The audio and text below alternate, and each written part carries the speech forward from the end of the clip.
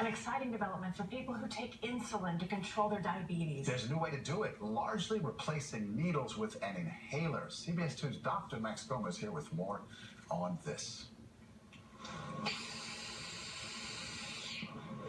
I just took insulin. And that simple process is how Bradley SAVETH now takes most of the insulin that keeps his blood sugar under control.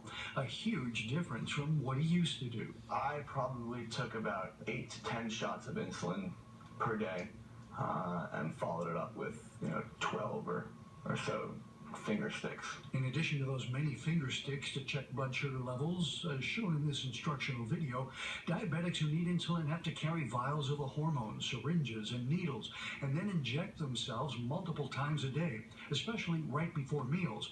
In other words, life comes to a halt several times a day. So you have to give the insulin 15 to 20 minutes before you're ready to eat in order to be able to cover the elevation of sugars after you eat. Now there's a much easier way to take that fast-acting insulin diabetics need at mealtime.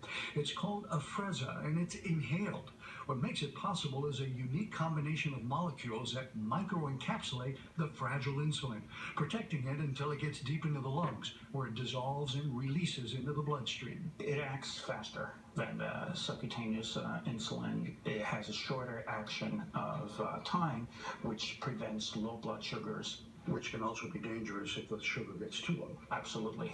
Bradley still injects long-acting insulin once or twice a day, but uses AFREZZA instead of the half dozen or more injections of short-acting insulin he used to take every day. I don't even feel like a diabetic anymore. Change your life? Changed my life. Now, AFREZZA can be used with both type 1 and type 2 diabetes, but it may not be right for all diabetics who need insulin. Those with asthma or other lung problems won't absorb it right, and it can cause a cough.